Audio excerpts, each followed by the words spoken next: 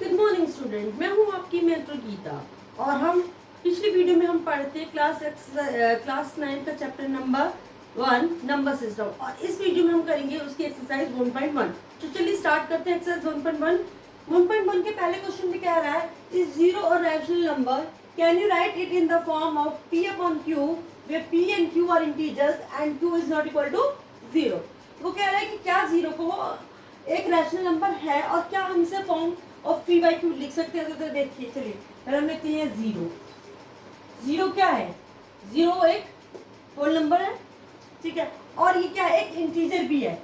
लेकिन अगर हम इसके नीचे वन मान लें, ठीक है, तो क्या है? वन वन जो है हमारा क्या है? एक क्या कहते हैं, अब उसको नेचुरल नंबर भी है, आपका होल नंबर भी है, ठीक है। अगर हमें 0.1 लिख दें तो हमने इसे फॉर्म भी पढ़ा था। देखिए, इंटीजर की फॉर्म ही क्या आती है रैशनल नंबर की, कि अगर हम किसी नंबर को p अपॉन क्यू की फॉर्म में लिख सकते हैं और जहां पर कि क्यू क्या ना हो, जीरो के बराबर ना हो, तो वो क्या होता है? एक रैशनल नंबर होता है। अब देखिए, जीरो को हम 0.1 की फॉर्म में लिख सकते हैं, which is p upon Q की फॉर्म। अगर जीरो हम p मान ले और 1 को हम q, तो ये हो गया p अपॉन क्यू की फॉर्म। और q क्या है? यहाँ पर 1 है, which is not equal to 0। तो क्या हो जाएगा? ये हमारा हो जाएगा कि p, अगर हम 0 को 1 से डिवाइड करते तो भी हमारा आंसर क्या आता है? 0 आता है। तो इसका मतलब क्या है कि अगर हम मान लीजिए यहाँ पर 0 की जगह 7 अपॉन नहीं सॉरी 0.17 होता, 0.19 होता, तो क्या ये रैशनल नंबर होता? तब ये रैशनल नंबर नहीं होता, ठीक है। तो अभी हम ये कहेंगे 0.1 इज इक्वल टू 0, तो हम क्या लिख सकते हैं? यस, कि 0 is a rational number and it can be written in the form of p by q which is 0.1। Okay student, चलिए इसी के साथ हमारा क्वेश्चन नंबर 1 कंप्लीट हुआ। अब हम करेंगे इसका नेक्स्ट क्वेश्चन। चलिए अब देखिए, सेकंड क्वेश्चन में बोल रहा है find 6 rational number between 3 and 4। तो हमें लिखते हैं 3 एंड ये हो गया 4। देखिए, इसके करने के दो तरीके हैं। एक तो क्या है कि हम 3 और 3 के नीचे क्या रहे, डिनोमिनेटर ले ले 1, ठीक है। हम इसे क्या करते हैं? डिनोमिनेटर को सेम कर लेते हैं। तो मान लीजिए यहाँ मैं मल्टीप्लाई बाय 7 कर 10 कर देती हूँ, यहाँ भी मल्टीप्लाई बाय 10। तो हम क्या करेंगे? इसको भी 10 से मल्टीप्लाई करेंगे ऊपर, और यहाँ भी ऊपर 10 से मल्टीप्लाई कर देंगे। तो ये हो जाएगा आपका 30/10, और ये आपका हो जाएगा 40/10। तो 30/10 और 40/10, इसके बीच में हम 5 कितने में 6 रैशनल नंबर को निकाल सकते हैं। तो क्या हो जाएगा? 31/10, 32/10, 33/10,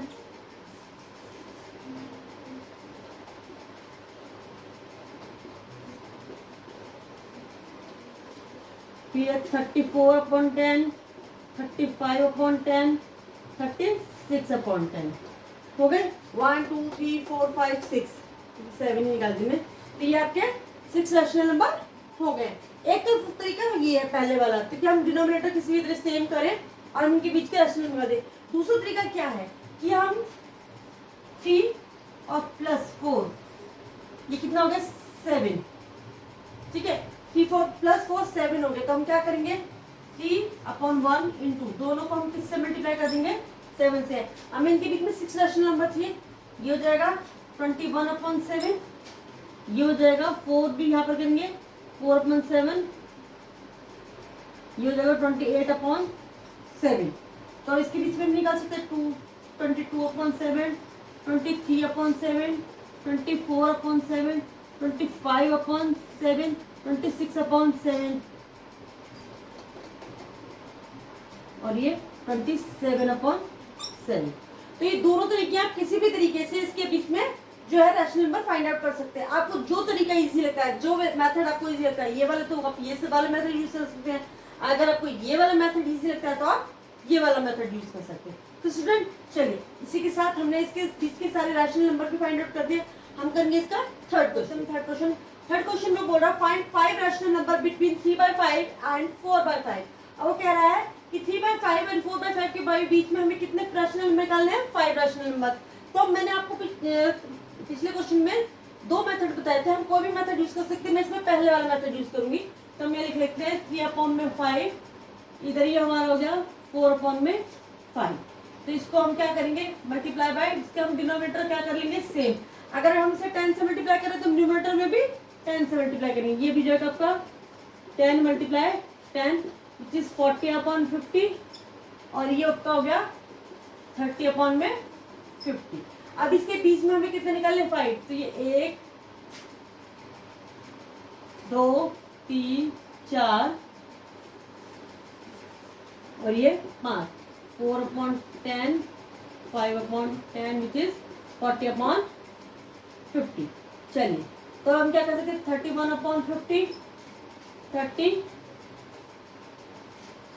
2/50 33/50 34/50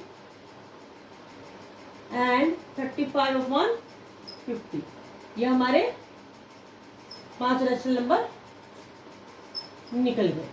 ओके स्टूडेंट, चलिए अब देखिए अगर हम इसको कट कर दें 30 और 50 को 0 से 0 तो 3/5 यहाँ रह गया, 4/5 यहाँ, तो ये 3/5 और 4/5 के बीच के ही रैशनल नंबर है। तो हमने इसमें 5 रैशनल नंबर निकाल दिए। रैशनल नंबर को फाइंड आउट करना बहुत इजी है, आप चाहे पहला मेथड यूज करें चाहे आप सेकंड मेथड यूज करें, जो आपको ज्यादा इजी लगे। चलिए अब हम करेंगे इसका नेक्स्ट क्वेश्चन। चलिए अब हम करते हैं इसका फोर्थ क्वेश्चन। फोर्थ क्वेश्चन में कह रहा है state whether the following statements are true और false, give reason for your answer. आपको कुछ स्टेटमेंट्स दी गई है, वो पूछ रहा है कि बताइए कि ये स्टेटमेंट्स ट्रू है या फॉल्स है और आपको इसके लिए रीजन भी देना है। तो पहला है कि every natural number is a whole number. तो चलिए देखिए हमने नेचुरल नंबर की स्टेटमेंट क्या पढ़ी थी कि कोई भी नेचुरल नंबर 1 2 3 4 और एज ऑन जो भी आगे चलते जाएंगे वो सब क्या होंगे नेचुरल नंबर होंगे। और होल नंबर की क्या थी 0 1 2 3 4 5 एज ऑन। तो अब देखिए नेचुरल नंबर क्या है 1 2 3 4 5 और जैसे भी आगे हम बढ़ते जाएंगे सारे नेचुरल नंबर होंगे। अब देखिए तो अगर नेचुरल नंबर और होल नंबर पे क्या था, होल नंबर किससे है 1 2 3 है लेकिन उसमें 0 भी इंक्लूड होता है। अब देखिए नेचुरल नंबर में 1 है, होल नंबर में भी 1 है, नेचुरल नंबर में 2 है, होल नंबर में भी 2 है, नेचुरल नंबर में 3 है, होल नंबर में भी 3 है, नेचुरल नंबर में 4 है, होल नंबर में भी 4 है। तो इसका मतलब जो भी नेचुरल नंबर होगा वो ऑब्वियसली क्या है होल नंबर में भी इंक्लूड है। तो क्या है ये आपकी स्टेटमेंट की average natural number is a whole number, is a true और false, is a true statement. Okay student, चलिए सेकंड में बोल रहा है every integer is a whole number. तो चलिए हम पहले इंटीजर्स देखते हैं। इंटीजर्स क्या थे, इंटीजर्स थे -2 -1 -3 0 1 2 3 एज ऑन। ठीक है, तो इसमें क्या है इंटीजर में माय पॉजिटिव भी आपके नंबर्स हैं और नेगेटिव भी। अब होल नंबर देखिए, होल नंबर क्या था, होल नंबर था हमारा 0 1 2 3 4 5। ठीक है, अब वो बोल रहा है कि क्या एवरी इंटीजर है होल नंबर। अब देखिए अगर मान लीजिए मैं लिखती हूँ -3, -3 आपका इंटीजर तो है लेकिन क्या -3 आपका होल नंबर है। अरे हमने जब पढ़ा था तो हमने इसमें पढ़ा था कि every positive number, whole number में क्या आते हैं सारे पॉजिटिव नंबर आते हैं, लेकिन -3 क्या है एक नेगेटिव नंबर है। तो क्या होगा, क्या -3 इंटीजर तो है लेकिन क्या वो होल नंबर होगा, नहीं वो होल नंबर नहीं होगा। तो ये जो आपकी स्टेटमेंट है every integer is a whole number, ये स्टेटमेंट आपकी क्या हो गई फॉल्स हो गई। ओके स्टूडेंट, चलिए अभी थर्ड स्टेटमेंट क्या है, थर्ड स्टेटमेंट क्या है every rational number is a whole number. ये हर रैशनल नंबर होल नंबर होता है। मान लीजिए मैं लिखती हूँ 2/1, तो ये एक रैशनल नंबर है क्योंकि 2 क्या है होल नंबर है। लेकिन अगर मैं लिख देती हूँ कि 2/17,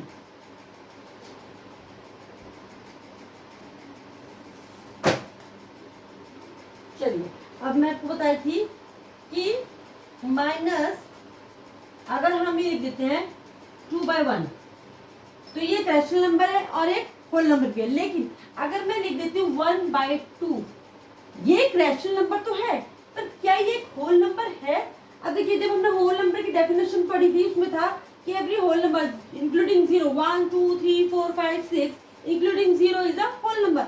लेकिन कहीं पर भी यहाँ पर कोई फ्रैक्शन नहीं आ रहा है, तो इसका मतलब क्या है कि every rational number is not a whole number. Every whole number तो रैशनल नंबर हो सकता है but every rational number not a whole number. तो ये हमारी स्टेटमेंट भी क्या हो गई पॉज। तो चलिए इसी के साथ हमारी ये एक्सरसाइज यहीं पे कंप्लीट होती है। नेक्स्ट वीडियो में हम मिलेंगे आपको नेक्स्ट एक्सरसाइज के साथ। तब तक के लिए अगर आपको मेरी वीडियो अच्छी लगती है तो इसे लाइक करें, शेयर करें और सब्सक्राइब करना तो बिल्कुल भी ना भूलें। Bye bye.